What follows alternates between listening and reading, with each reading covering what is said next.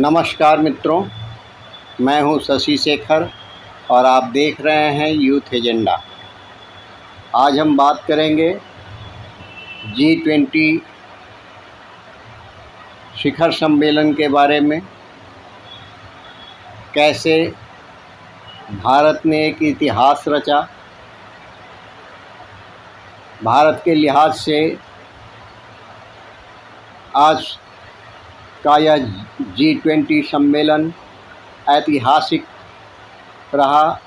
Summit का आखिरी दिन राजघाट यात्रा, जलवायु परिवर्तन पर चर्चा और दूसरे दिन का एजेंडा। भारत की अध्यक्षता में आयोजित G20 शिखर सम्मेलन का पहला दिन काफ़ी महत्वपूर्ण रहा।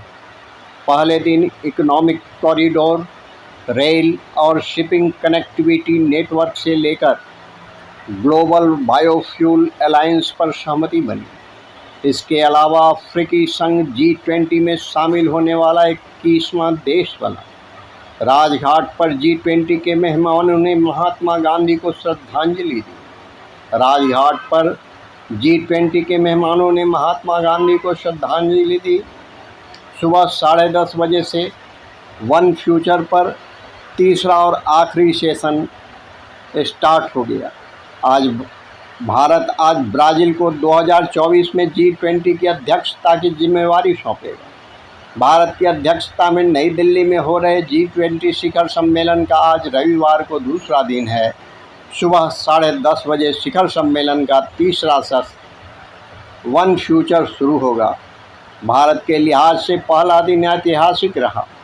आइए जानते हैं दूसरे दिन का क्या एजेंडा है और पहले दिन कौन कौन से अहम फैसले लिए गए। राजघाट पर पीएम मोदी ने किया स्वागत।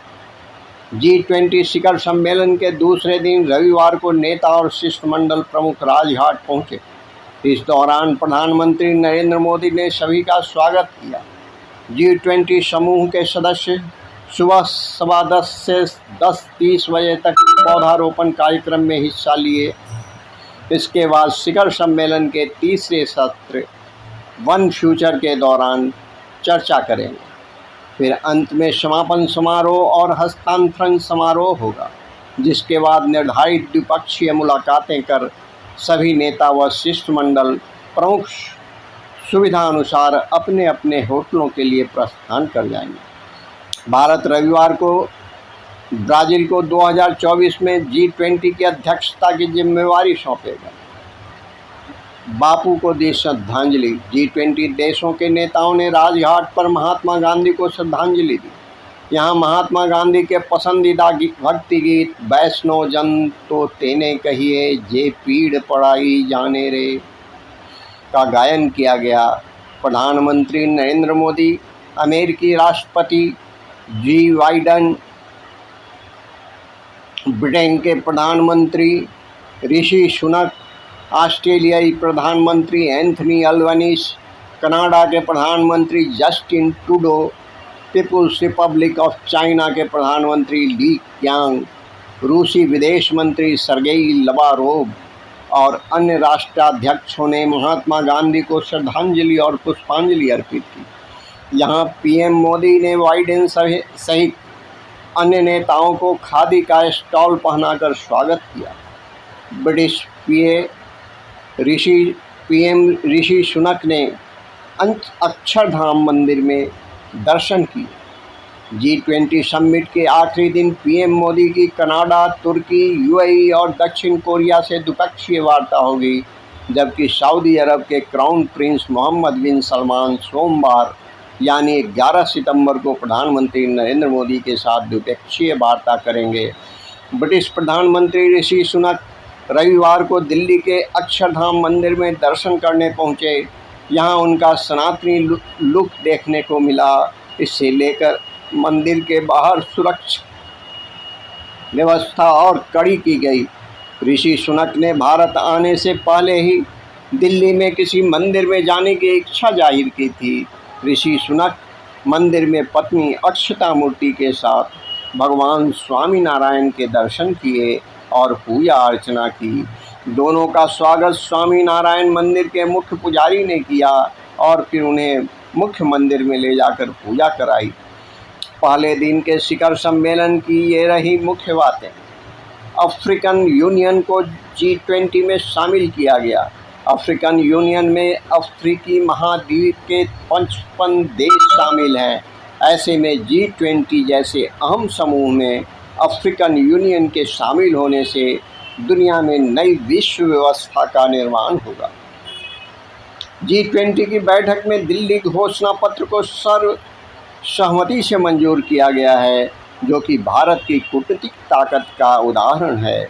इस घोषणा पत्र में अंतर्राष्ट्रीय कानूनों को बनाए रखने, क्षेत्रीय अखंडता और संप्रभुता, अंतर्राष्ट्रीय मानवीय कानून, शांति और स्थिरता की रक्षा करने वाली बहुपक्षीय प्रणाली को बनाए रखने का आह्वान किया गया है। G20 का साझा घोषणा पत्र कुल 37 पेज का है। इसमें कुल 83 पैराग्राफ हैं। इसे नई दिल्ली डिक्लेरेशन कहा गया है। इसमें कहा गया कि सभी देश सस्टेनेबल डेवलपमेंट गोल पर काम करेंगे। भारत की पहल पर वन फ्यूचर अलायंस बनाया जाएगा। एक धरती, एक परिवार, एक भविष्य पर जोर दिया जाएगा। ग्लोबल साउथ की प्राथमिकताओं पर जोर दिए जाने को लेकर सहमति बनी। चौथा, भारत, सऊदी अरब, अमेरिका और यूरोप को जोड़ने वाले रेल लिंक प्रोजेक्ट पर सहमति बनी।